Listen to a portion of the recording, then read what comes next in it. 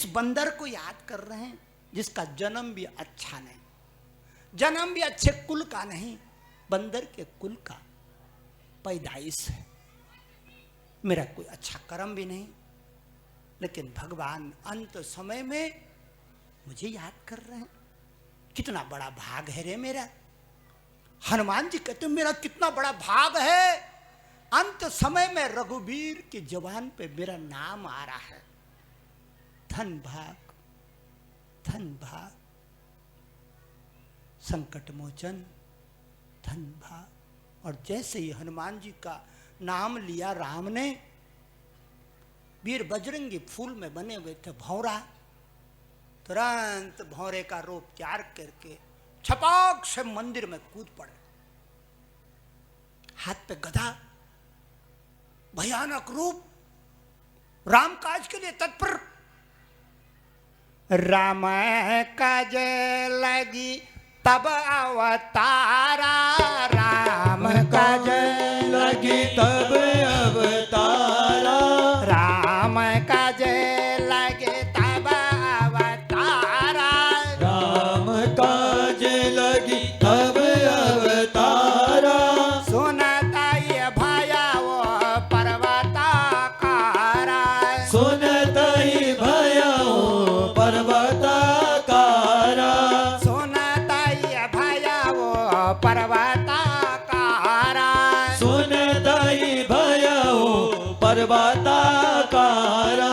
राम काज लगे तब अवतारा, राम काज लगी तब अवतारा। बजरंग बली हनुमान की जय हो। बजरंगी जाग गया है, हाथ पे गदा, आई रावण बैठा है, छपाक से मारा, चिथड़े उड़ गए अभी रावण के।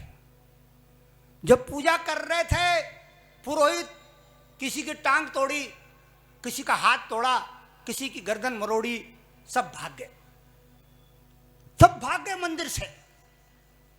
राम लक्ष्मण की बेड़ी खोली, कांधे पे बिठाया और चले पवन पुत्र बंधन मुक्त करके लंका की ओर। लंका का में मेरी बहनों अद्भुत लीला हो रही है। रावण ने देखा मैंने अपना कुल समाप्त कर दिया, अपने बाल बच्चे समाप्त कर दिए, भाई बंद समाप्त कर दिए, अपने वीर योद्धा समाप्त कर दिए। खाली लंका में स्त्रियां बची हैं, पुरुष नाम की चीज दिखाई नहीं दे रही है। स्त्रियां, विधवाएं, छोटी बच्चियां, कन्याएं जिनका बाप नहीं है, जिनका भाई नहीं है, जिनका पति नहीं है, जिनका मामा फूफा नहीं है, सब देवियां विचरण कर रही। स्त्रियां ही स्त्रियां लंका में, पुरुष जात।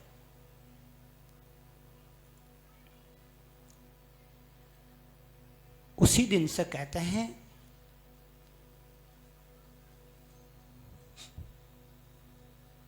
एक लाख पोते सवा लाख नाती, एक लाख पोते सवा लाख नाती, एक लाख पोत सवा लाख नाते, एक लाख पोत सवा लाख नाती। तारावण धरे दिया न पाती, तारावण धर दिया न बाती। एक लाख पोत सवा लाख नाते, एक लाख पोत सवा लाख नाती। तारावण धरे दिया न पाती, तारावण धर दिया न पाती। तारावण धरे दिया न बाते, तारावण धर दिया न बाती। अकेला कुछ दो चार बच गए होंगे, उनको लेके युद्ध करने जा रहा है।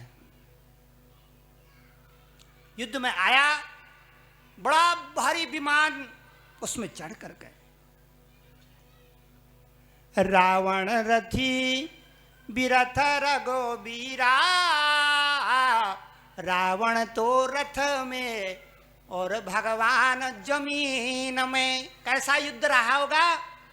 वो रथ में चढ़ के आ रहा है, अस्त्र शस्त्र लेके आ रहा है, रथ भरा हुआ है अस्त्र शस्त्रों से।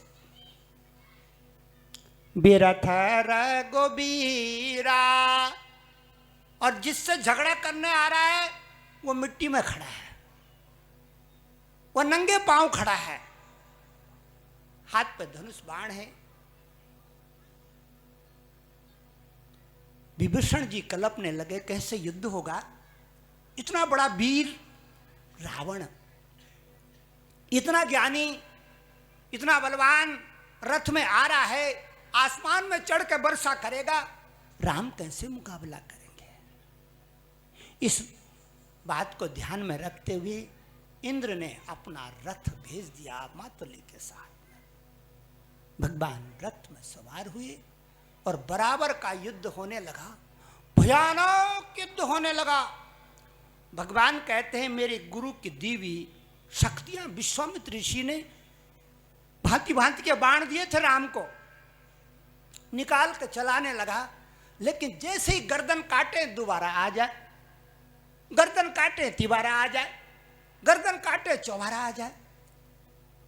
राम कहते हैं विभीषण को, विभीषण जी इसकी तो गर्दन काटो फिर आ जा रही है, हाथ काटो फिर आ जा रहा है, टांग काटो फिर आ जा, आखिर बात क्या है? विभीषण कहता है भगवान एक राज है, वो मैं आपको बताता हूं।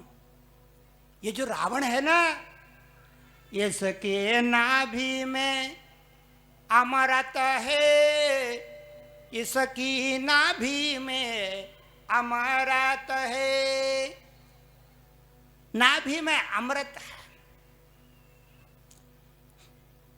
तो मेरी बहनों, ये जो हमारा शरीर है ना, शरीर, इसमें 7 चक्र होते हैं। कितने चक्र होते हैं? 7। सबसे नीचे का चक्र होता है, इसको कहते हैं मूलाधार। उससे थोड़ा ऊपर आता है, इसको कहते हैं स्वादिष्ठान। और तीसरा जो नाभि के बगल, नाभि के स्थान पर आता है, इसको कहते हैं शिव पुराण में सूर्य चक्र। अग्नि यहां पे रहती है, सूर्य चक्र में अमृत रहता है।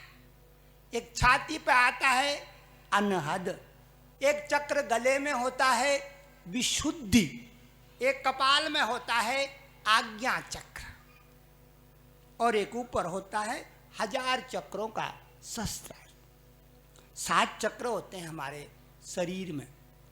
कोई आदमी गुरु की विद्या से, भगवान की आराधना से अपने नाभि चक्र में इतना बढ़ा दे, इतना बढ़ा दे कि उसकी लंबी उम्र हो जाती है, मरने की गुंजाइश कम हो जाती है।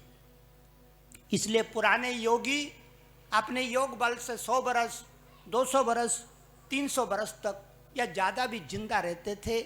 उनका जो नाभि चक्र है वो बलवान होता है। लेकिन हम लोग नाभि चक्र पे ध्यान करना भूल गए। कौन है? सूर्य चक्र। ये नाभि चक्र, जहाँ से बच्चा जब पैदा होता है तो डॉक्टर कुट काट देता है। किसको? नाल को। किसको काटता है डॉक्टर? नाल को।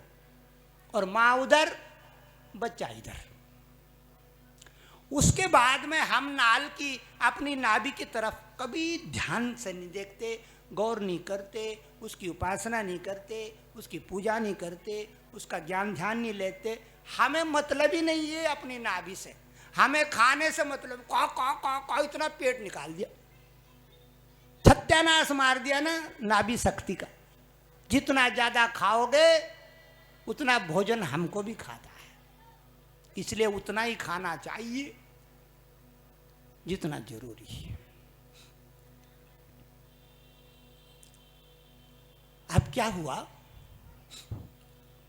जब विभीषण ने कहा कि अमृत है, बाण मारो अगन। राम ने अग्नि बाण मारा और उसके जो नाभि का अमृत था वो सुखा दिया। भयानक संग्राम हुआ।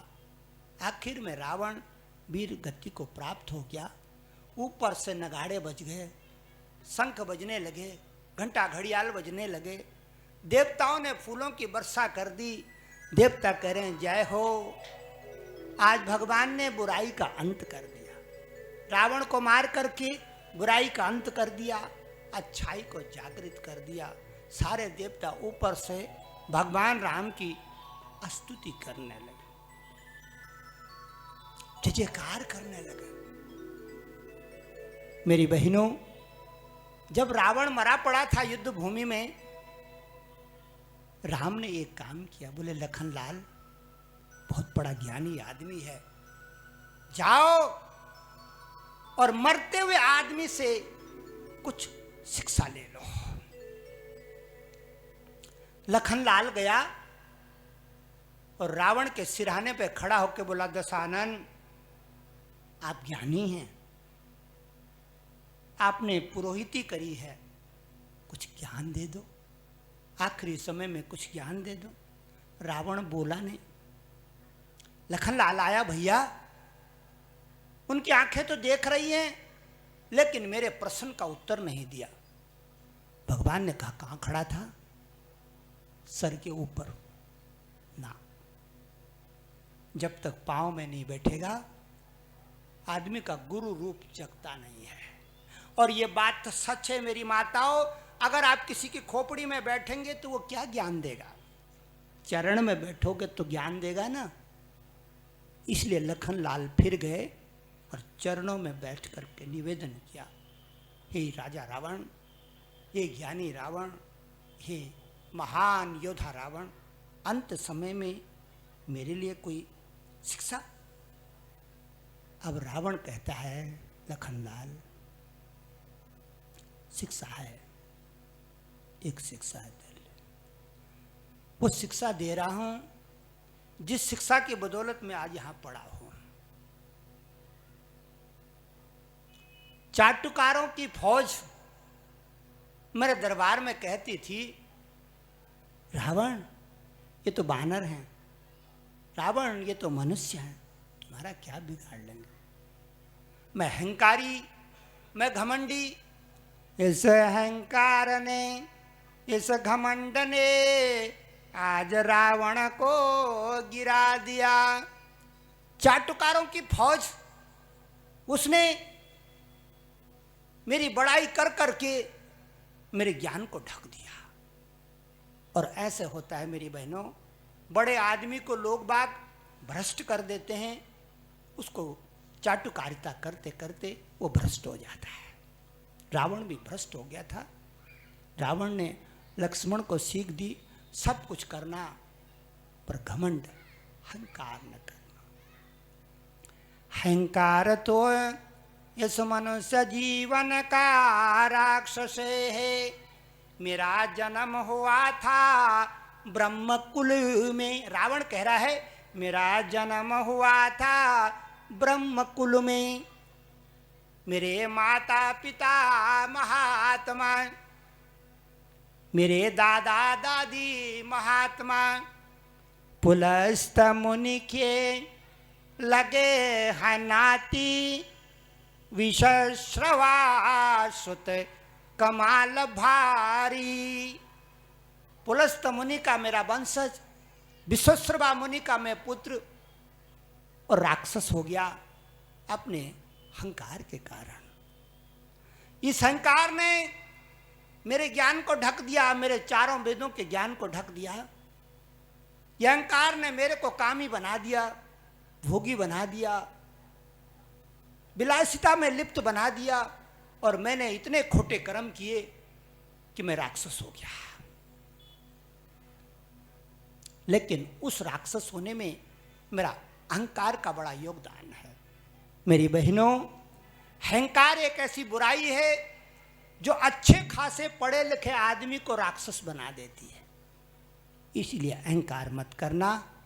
जीवन अहंकार करने के लिए नहीं है, जीवन सेवा करने के लिए है, जीवन समर्पण करने के लिए है, जीवन एक दूसरे की मदद करने के लिए है, जीवन एक दूसरे का आशीर्वाद लेने के लिए है।